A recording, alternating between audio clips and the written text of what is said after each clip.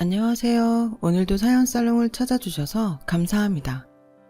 저는 40대 중반 여성이에요. 다른 분들의 사연을 듣다 보니 제 얘기도 하고 싶어서 사연을 보내봅니다. 저는 어릴 때 아버지가 사업을 하셔서 부유하게 자랐지만 엄마가 병으로 일찍 돌아가셔서 많이 외로웠어요. 아빠는 그런 제게 취미를 붙여주기 위해서 바이올린을 가르치셨고 저는 그 악기의 매력에 빠져서 열심히 했어요. 바이올린 선생님은 단순히 취미로만 하기에는 제 실력이 아깝다고 했고 아빠는 그럼 전공으로 해보자고 하셨고요. 저는 정말 중학교 때까지 바이올린 외에 다른 건 생각도 안 하고 파고들었죠. 하지만 고등학교 1학년 때 아빠 사업이 어려워졌고 결국은 회사를 다른 사람에게 넘겨야 했어요. 집안 형편이 어려워지니 바이올린 레슨을 받으러 다니기도 힘들었어요. 앞으로 들어갈 레슨비에다가 유학이나 음악 캠프 비용 같은 걸 생각해 보니 아무래도 음악을 관둬야 할 것 같더라고요. 아빠, 나 생각해 보니까 음악에 별로 소질이 없는 것 같아. 유명한 연주자가 못 되면 요즘 같은 시대에는 취직도 어려울 거야. 그냥 인문계로 바꿔서 공부 열심히 할게. 그래도 그동안 공부해 놓은 게 있으니까 괜찮을 거야. 더 늦기 전에 얼른 바꾸는 게 좋을 것 같아. 라고 하자 아빠는 제 마음을 알고 미안하다. 아빠 사업만 그렇게 안 됐어도 너 계속 음악 시키는 건데. 그래도 너 공부하는데 다른 일 신경 쓰지 않아도 되게 아빠가 열심히 할게. 라며 제 손을 잡으셨어요. 아빠는 친구분 회사에서 밤낮 없이 일하시며 제 뒷바라지를 하셨고 저도 그동안 못했던 공부를 보충하기 위해 이를 악물고 공부했어요. 그렇게 해서 저는 서울의 한 여대에 들어갈 수 있었죠. 4년 내내 장학금을 놓치지 않고 받았어요. 다른 애들처럼 어학연수나 인턴십을 할 수 없었기 때문에 학교 성적과 토익 점수 같은 거라도 잘 해야 된다고 생각했거든요. 그래도 저처럼 스펙이 딸리는 사람은 취직이 쉽지 않았어요. 정말 수없이 많은 곳에 이력서를 넣었고 계속 떨어졌죠. 어떤 때는 절망적인 마음도 들었지만 포기하지 않고 계속 이력서를 냈고 저는 드디어 한 금융회사의 사장 비서로 취직하게 되었어요. 하지만 기쁨도 잠시였고 아빠가 그동안 앓던 지병이 악화돼서 갑자기 돌아가셨어요. 항상 무리해서 일을 하느라 몸을 돌보지 못하셨던 게 컸어요. 저라도 잘 보살펴 드렸어야 했는데 저도 먹고 살겠다고 정신없이 뛰느라 미처 아빠 건강을 챙겨드리지 못했던 거죠.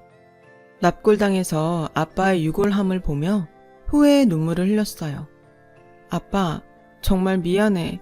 돈 잘 벌어서 호강시켜 드리려고 했는데 그냥 평소에 더 많이 신경 쓸걸.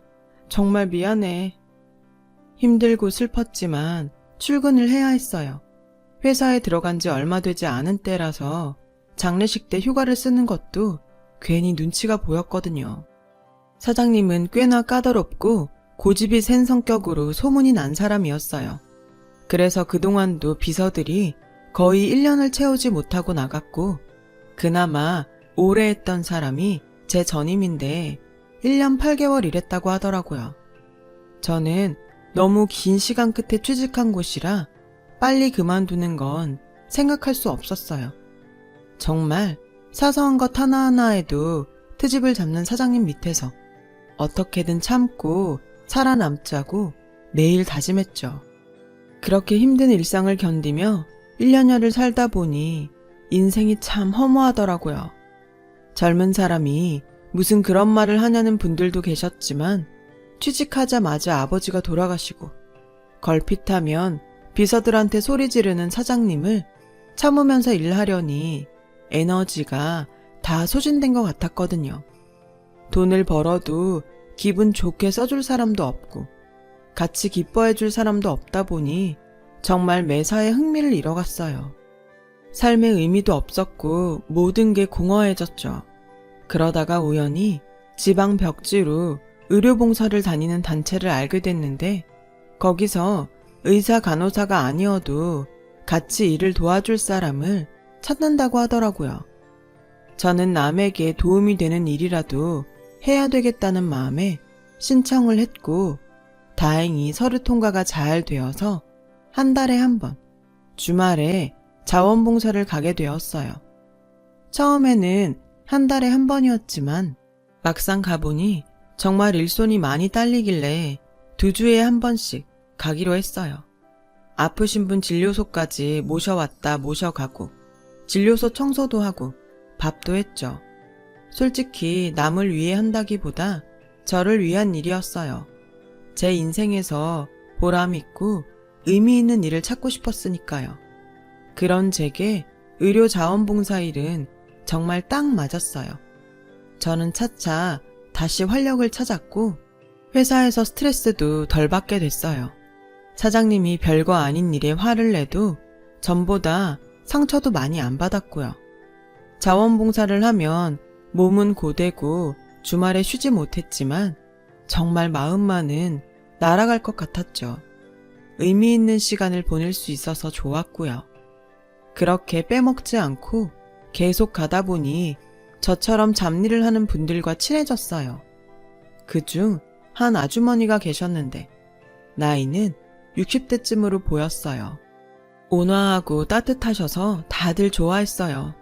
엄마가 살아계셨으면 그런 모습일 것 같아서 저는 마음이 더 갔어요. 그래서 음료수 하나라도 더 챙겨드리고 쉬는 시간에 다리도 주물러드리고 같이 말동무도 되어드렸어요. 인정씨는 마음이 참 예뻐서 좋아. 엄마가 아주 자랑스러우시겠어. 엄마는 초등학교 때 돌아가셨어요. 좋게 봐주셔서 감사해요. 아휴, 일 어쩌나? 내가 괜한 말을 했네. 미안해, 인정씨. 괜찮아요. 모르셨는데 그럴 수도 있죠. 이러면서 저와 아주머니는 더 친해졌어요. 저는 회사에서 사장님 때문에 힘든 일이 있으면 아주머니에게 털어놓고 의논할 만큼 서로 신뢰가 쌓였어요. 아주머니도 남편 때문에 속상한 일이 있을 때에는 저한테 얘기하면서 푸셨고요. 그렇게 계속 좋은 관계를 유지해 갔어요. 한 번은 바닷가가 인접한 마을로 의료봉사를 갔는데 도착해서 짐을 풀어보니 반찬거리가 많이 부족하더라고요.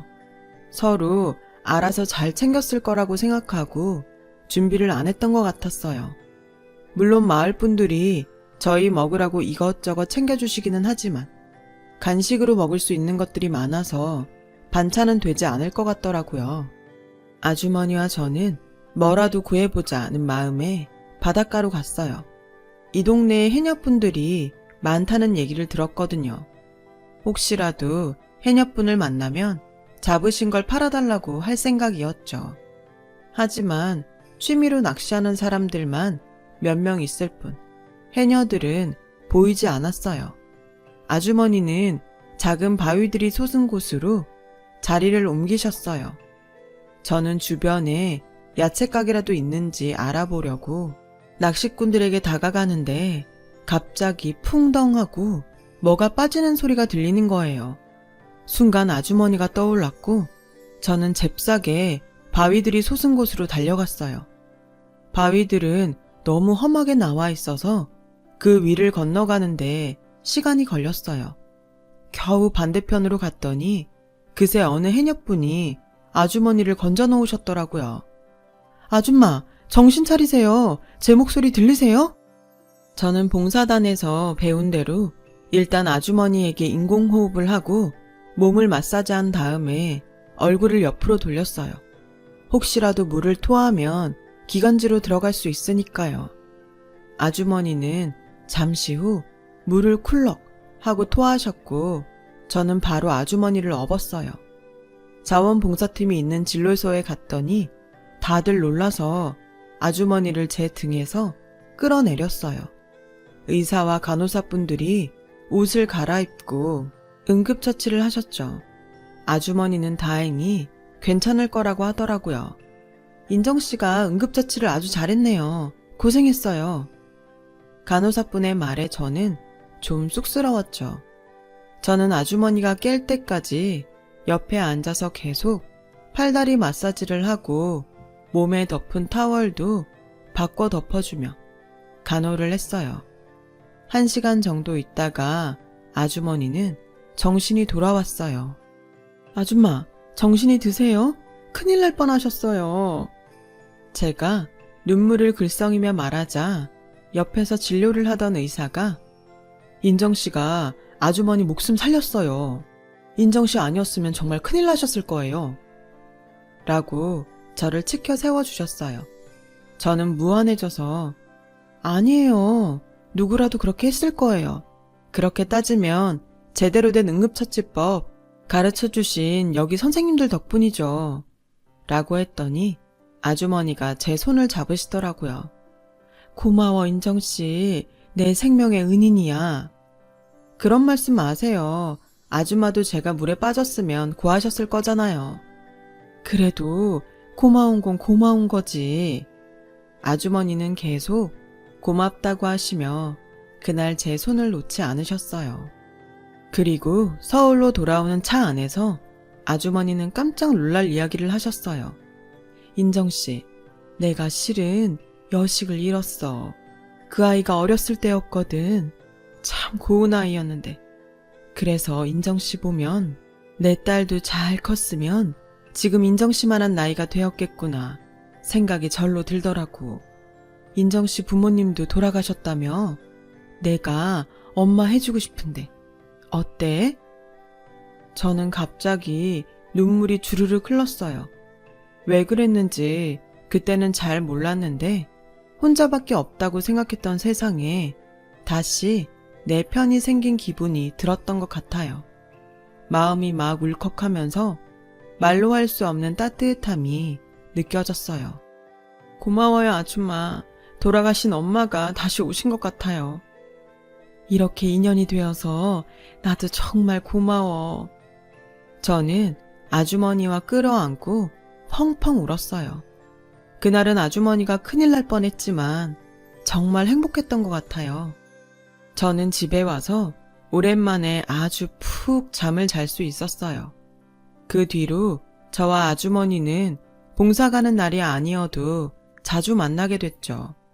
아주머니는 제가 옷을 살 때 골라주시기도 하고 정말 엄마처럼 쇼핑이 끝나면 간식을 사주시곤 했어요. 저도 아주머니가 쇼핑하는 것도 같이 골랐고요. 아주머니는 사치하는 분은 아닌데 생각보다 경제적으로 여유가 있으신 것 같았죠. 그래도 저는 먼저 뭘 사달라거나 한 적은 없었어요. 엄마와 딸처럼 지낸다고 해도 남이라는 건 변함없는 사실이었고 제가 먼저 뭘 사달라고 할 만큼 뻔뻔하지도 못했거든요. 가끔가다 아주머니가 제게 화장품이나 액세서리를 사주시면서 인정아, 나한테 뭐 좀 사달라고 해봐. 나 그 정도 돈은 있어. 하셨고 저는 웃으면서 이렇게 알아서 다 사주시잖아요. 이것만도 너무 좋아요. 넌 정말 욕심이 없는 것 같아. 그래서 뭘 더 해주고 싶어. 라며 절 예뻐해 주셨어요. 회사에서는 훨씬 스트레스를 덜 받게 됐어요. 심리적으로 누군가 내 뒤에 있다고 생각하니 마음이 든든해져서 그런 것 같아요. 사장님은 변함없이 깐깐하게 굴고 성질도 막 부리셨지만 정말 잘 넘기게 됐고 저는 2년을 채우며 가장 오래 일한 비서가 됐어요. 사장님은 그때부터 저한테 좀 달라지셨어요. 중요한 일은 제게 맡기셨고 주요 미팅에도 데리고 가셨죠. 다른 비서들은 사장님 밑에서 일하기 싫다고 매일 불평을 하면서도 굵직한 일을 하는 저를 은근히 시샘하며 뒷말을 하더라고요. 저는 그럴 때마다 더 당당하게 굴었어요. 뒤에서 욕하지 말고 사장님 싫은 소리 다 들으면서 2년 넘겨봐요. 그럼 그때 기회가 주어질 테니까. 그러자 오히려 조금씩 불평이 줄어들더라고요.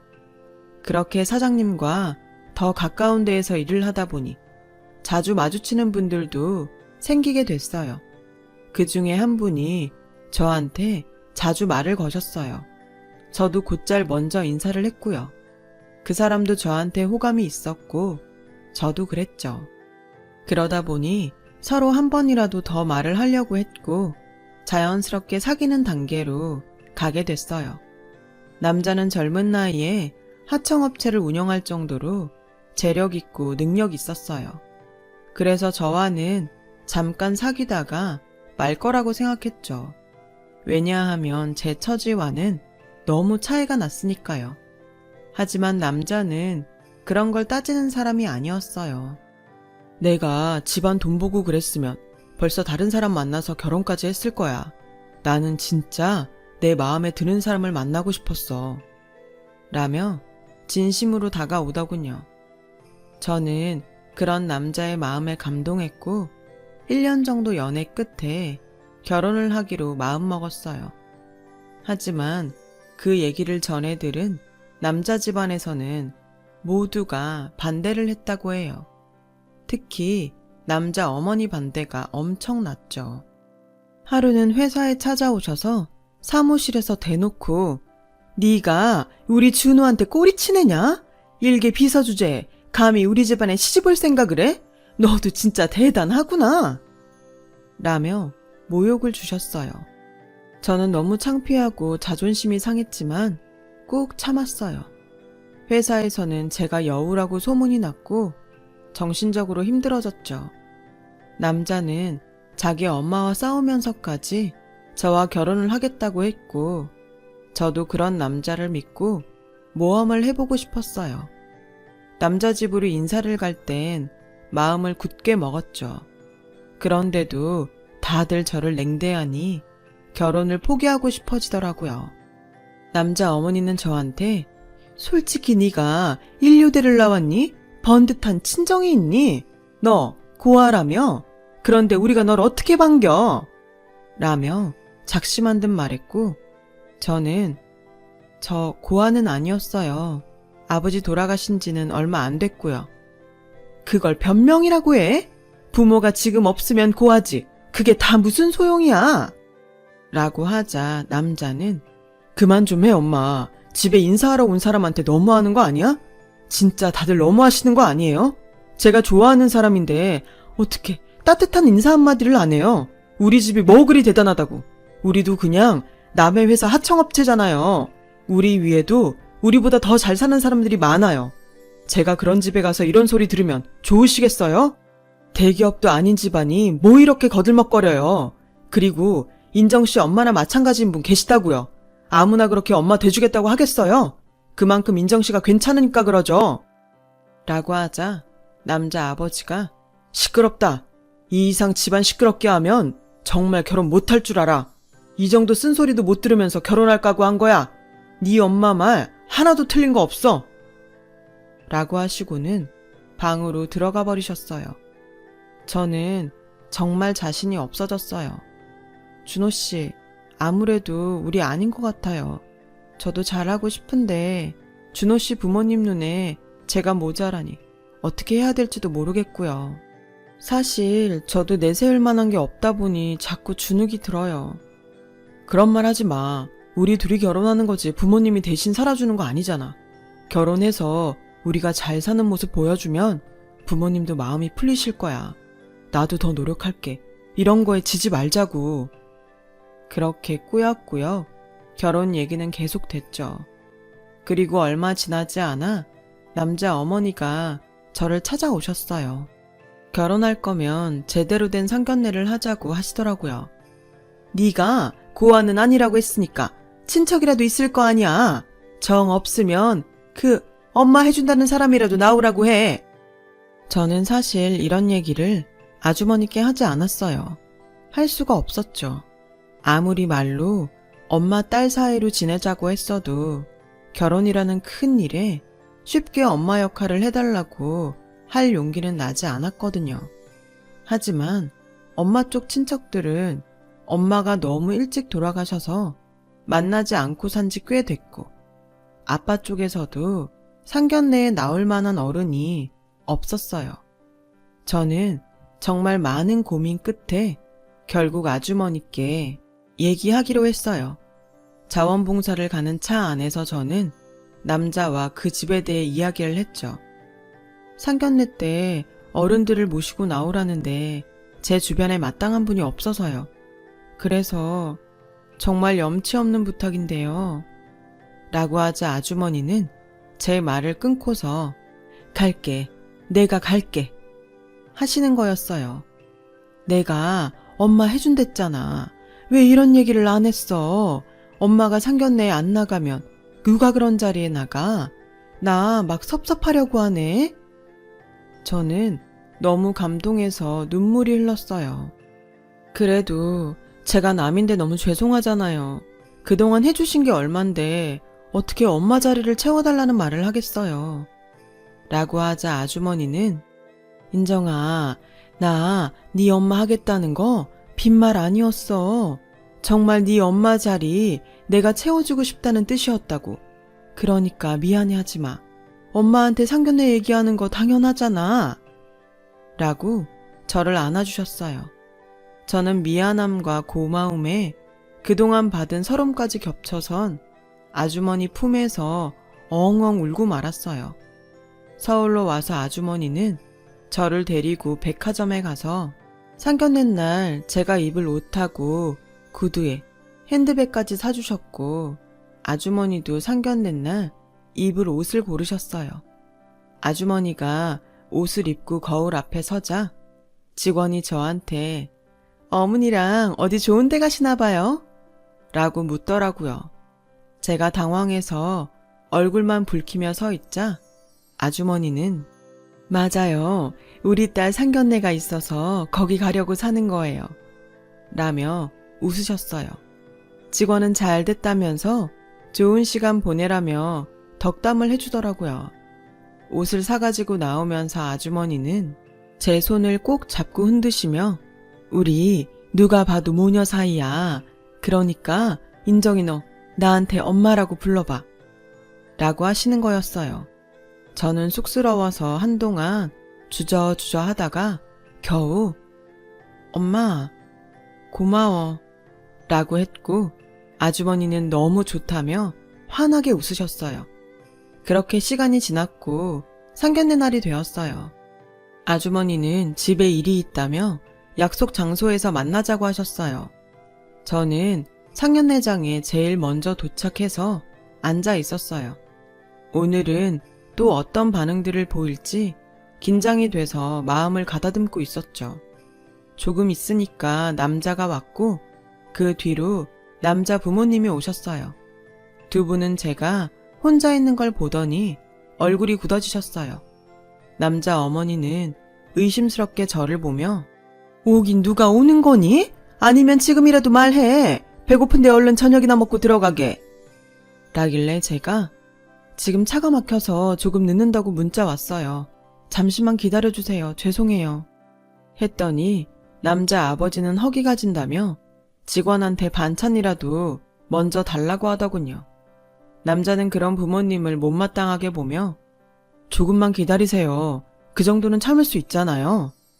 라고 했더니 남자 어머니가 너도 좀 정도껏 해. 네가 일하는 거 얘한테 하나도 도움 안 돼. 알아? 라며 앙칼지게 말씀하셨어요. 그래서 제가 먼저 시켜서 드세요. 배고프신데 그냥 계시면 힘드시잖아요. 라고 했더니 남자 어머니는 네가 왜 우리한테 이래라 저래라야? 시켜도 우리가 시키고 배고파도 우리가 알아서 해. 너 이렇게 일일이 나서면 나중에 우리랑 상당히 피곤해진다. 그저 어른들 하는 처분 바라고 가만히 있어야지. 이런 자리에서 어디 함부로 끼어들어? 라고 했고 남자 아버지는 비서일이나 하던 애가 뭘 알겠어. 배운 것도 없고. 라며 물을 마시더군요. 남자가 그런 아버지한테 뭐라고 하려는 걸 제가 옆에서 잡으며 말렸어요. 남자 어머니는 하긴 보고 배운 사람이 없으니 예절도 하나 모르겠네. 너 가정교육을 못 받았으면 공부라도 죽어라고 파서 인류대라도 갔어야 되는 거 아니니? 고작 겨우 대학 나와서 한다는 게 비서나 하다가 이제 와서 팔자 고치려 들어? 하는데 정말 울컥했어요. 그때 아주머니가 나타나셨어요. 듣자 하니 정말 과간이네요. 지금 두 분이 뭐 하시는 겁니까? 라고 하는데 갑자기 남자와 남자 부모님 얼굴이 창백해지더군요. 남자 어머니가 사모님이 여기에 어떻게 오셨어요? 설마... 그래요. 내가 인정이 엄마예요. 박준호 사장도 나 알지? 본 적 있잖아. 라고 하자 남자도 고개를 숙이며 사모님이신 줄 정말 몰랐습니다. 라고 절절 매더라고요. 알고 보니 아주머니는 아주 건실한 중소기업의 회장 사모님이었어요. 그리고 남자네 회사는 90% 정도를 그 회사에 기대고 있는 하청업체였고요. 아주머니가 제 양엄마라는 걸 알자 예비 시어머니는 어쩔 줄 몰라서 안절부절했어요. 사모님, 제가 정말 큰 실례를 했어요. 이를 어째... 제가 댁들 회사 이름 듣고 확인할 것이 있어서 늦었는데 정말 우리 앞에서 난 그러더니 어떻게 자기보다 못하다고 생각하는 사람들한테 이렇게 함부로 해요. 이런 사람들인 줄 진짜 몰랐네요. 라며 화를 내시고 제 손목을 잡으셨어요. 가자 인정아. 너 이런 집에 내가 못 보내. 그리고 박준호 사장. 자네 탓은 아니지만 이렇게까지 무시하는데 여자한테 결혼만 하면 다 해결된다고 고집 부리는 거 아니야. 자네는 원하는 사람하고 결혼만 하면 되지만 여자는 무슨 죄야? 평생 이 사람들 겪으면서 살아야 되는데. 그러자 예비 시부모님은 아주머니 앞에 거의 무릎을 꿇다시피 했어요. 남자 아버지가 제가 정말 몰라봤습니다. 너무 큰 실례를 했네요. 라며 사죄를 했지만 아주머니는 완강하게 저를 끌고 나오셨어요. 그러고 났더니 저도 정신이 번쩍 들었어요. 왜 그렇게 그 남자와 결혼을 하려고 했는지, 사랑하니까 살다 보면 나아질 거라고 믿은 게 너무 어리석었던 것 같더라고요. 남자는 몇 번이고 저를 찾아와서 잘해보자고 했지만 그 집 식구들의 두 얼굴을 본 저는 더는 그러고 싶지 않았어요. 결국 그 남자와는 헤어졌고 아주머니 소개로 좋은 남자를 만났어요. IT 벤처기업을 하는 사람인데 아주 믿음직스러웠죠. 저는 그 사람과 반년 정도 사귄 후 결혼을 했어요. 엄마 자리에는 아주머니가 서주셨고요. 저는 결혼식에서 다시 한번 말했어요. 엄마, 고마워. 우리 딸 행복해야 돼? 그렇게 저와 아주머니는 정말 모녀지간처럼 지금까지도 잘 지내고 있답니다. 제가 이렇게 행복해도 되는 걸까 싶습니다. 항상 친정엄마 같은 아주머니께 감사하며 살고 있어요. 이렇게 글을 쓰고 보니 오늘따라 엄마 아빠 생각이 많이 나네요. 하늘에서도 저를 지켜주고 계신 건 아닐런지요. 제 사연 들어주셔서 다들 감사합니다. 모두들 좋은 인연 만나시길 바랄게요. 행복한 하루 되세요. 여러분, 사연 댓글에 응원과 현명한 조언 부탁드려요. 좋아요와 구독은 저에게 큰 힘이 됩니다. 오늘도 좋은 일 가득하세요.